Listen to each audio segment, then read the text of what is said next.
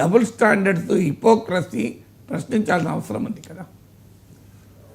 సరే, పశ్చిమాసియా ఉద్రిక్తతలు మూడో ప్రపంచ యుద్ధానికి దారితీస్తాయా అంటే ఏం చెప్తారు? అదే మన మీడియాలో, యూట్యూబ్ ఛానల్లో, టీవీ స్టూడియోల్లో మూడో ప్రపంచ యుద్ధం గ్యారంటీ. మీకు కొన్ని వందల తమిళస్ వచ్చేస్తాయి మూడో ప్రపంచ యుద్ధం అని. మీరు ఒక్కసారి గూగుల్లో సెర్చ్ చేయండి, ఇప్పటి వరకు ఎన్నిసార్లు మూడో ప్రపంచ యుద్ధం తీసుకొచ్చారో మనకు అర్థమవుతుంది. సో అందువల్ల బికాజ్ మూడో ప్రపంచ యుద్ధం అంటే జనం భయపడి ఆ వార్త చూస్తారు, క్లిక్ చేస్తారని. అంటే ప్రజల భయాన్ని వ్యాపార వస్తువుగా మార్చుకునే ధోరణి సోషల్ మీడియాలో చాలా ఎక్కువ ఉంది, మీడియాలకు కూడా ఉంది. కానీ మూడో ప్రపంచ యుద్ధం అనేది ఎన్నేళ్ళైనాక రెండో ప్రపంచ యుద్ధం అయిపోయి 80 ఏళ్ళు అయింది. ఇలాంటి తీవ్ర ఉద్రిక్త పరిస్థితులు ఎన్నిసార్లు వచ్చాయి ప్రపంచంలో? అనేక సార్లు వచ్చాయి కదా. అవన్నీ మరి ప్రపంచ యుద్ధాలు దారితీసాయా? అందువల్ల ప్రతి ఒక్క ఘర్షణ, రష్యా ఉక్రెయిన్ వార్ తీవ్రమైతే ఇది మూడో ప్రపంచ యుద్ధాలు దారితీస్తుందా? అమెరికా ఇరాక్ పైన దాడి చేస్తే మూడో ప్రపంచ యుద్ధం వస్తుందా? ఇజ్రాయెల్ ఇరాన్ పై దాడి చేస్తే మూడో ప్రపంచ యుద్ధం వస్తుందా?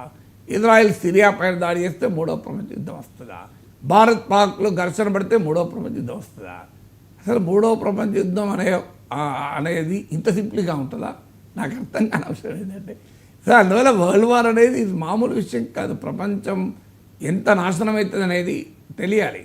అందువల్ల ప్రపంచంలో ఈ వార్ మాంగరింగ్ అంటారు, అంటే యుద్ధోన్మాదం, అంటే యుద్ధం వల్ల వచ్చే పర్యవసనాలు అర్థం కాక యుద్ధోన్మాదాన్ని ప్రదర్శించేవారు, లేదా యుద్ధము అనే భయాన్ని ప్రజల్లో అమ్ముకొని లాభం పొందాలనుకునే ధోరణి వల్ల ఇవి వస్తాయి. కానీ రియలిస్టిక్ ఏంటి?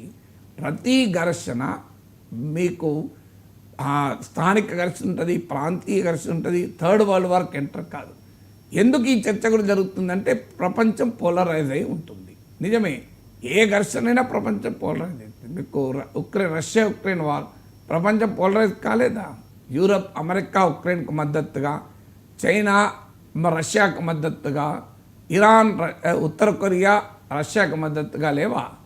అయినా మాత్రం అది థర్డ్ వరల్డ్ వార్ దారి తీయలేదు కదా. ఆ తర్వాత అమెరికా కూడా వచ్చి రష్యా వైపు చేరలేదా? అందువల్ల ప్రతి వార్, ఎక్కడ కాన్ఫ్లిక్ట్ జరిగినా there is a definite polarisation ఉంటుంది కొంత. అందులో అగ్రరాజ్యాలు ఇన్వాల్వ్ అయినటువంటి అంశాల్లో పోలరైజేషన్ తప్పదు. ఇండియా పాక్ వార్లో వరల్డ్ పోలరైజ్ కాలే కారణం ఏంటంటే ఇందులో అగ్రరాజ్యాల ప్రత్యక్ష ప్రయోజనాలు లేవు. అమెరికా ప్రత్యక్ష ప్రయోజనాలున్న ప్రతి చోట ప్రపంచం పోలరైజ్ అవుతుంది అనివార్యంగా. అందువల్ల ఇక్కడ ఇప్పటికీ ఇజ్రాయెల్ దాడిని మీకు రష్యా తీవ్రంగా ఖండించింది, చైనా తీవ్రంగా ఖండించింది. మీకు ఒమన్, అంటే ఈ అమెరికాకు ఇరాన్కు మధ్య ఈ అణు ఒప్పందం పైన చర్చల్ని ఫెసిలిటేట్ చేస్తున్న ఒమన్ తీవ్రంగా స్పందించింది. ఇది మొత్తం పీస్ టాక్స్ని డిరైల్ చేస్తుందని. ఇంట్రెస్టింగ్ ఏంటంటే ఈ ప్రాంతంలో ఒక బలమైన ఇస్లామిక్ దేశం సౌదీ అరేబియా. ఇరాన్తో సౌదీ అరేబియాకు చారిత్రక వైరం. ఎందుకంటే సౌదీ అరేబియా ఇది సున్నీ నేషన్, ఇరాన్ ఇది షియా డామినేటెడ్ నేషన్. సో అయినా కూడా సౌదీ అరేబియా ఖండించింది ఈ దాడిని. ఎందుకంటే సౌదీ ఇరాన్ల మధ్య ఈ మధ్యనే చైనా ఆధ్వర్యంలో ఒప్పందం కూడా కుదిరింది. సౌదీకి ఇజ్రాయిల్కు మధ్య నార్మలైజేషన్ టాక్స్ మొదలయ్యాయి. అది హమాస్ దాడితో డిరైల్ అయ్యాయి. అందువల్ల సౌదీ అరేబియా కూడా తీవ్రంగా ఖండించింది. జోర్డాన్ మాత్రం తమ గగనతలాన్ని ఇజ్రాయిల్ వాడుకోవడానికి అనుమతించింది. సౌదీ అరేబియా ఈ దేశాలకి ఏంటంటే ఇజ్రాయిల్తో ఇరాన్తో వ్యతిరేకతలు ఘర్షణలు ఉన్నా, ఇరాన్ పైన అమెరికా ఇజ్రాయిల్ దాడి చేస్తే యాంటీ అమెరికన్ సెంటిమెంట్ బలంగా పెరుగుతుంది. ఇరాక్ పై దాడి జరిగినప్పుడు ఇదే జరిగింది.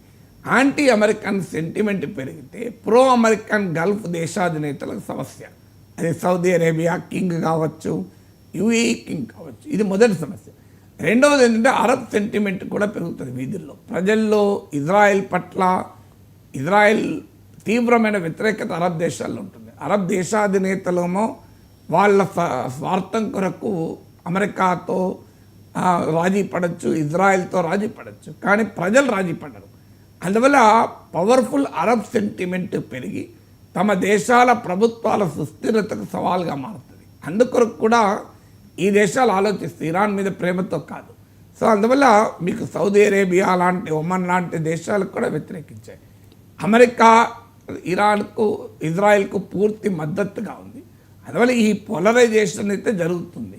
కానీ ఈ పోలరైజేషన్ థర్డ్ వరల్డ్ వార్ కాపోతుంది అనుకోవడం హైలీ స్పెక్యులేటివ్ సెన్సేషనలిజం మాత్రమే తప్ప జియోపొలిటికల్ రియాలిటీ ఆ స్థాయిలో లేదు. పెహల్గాం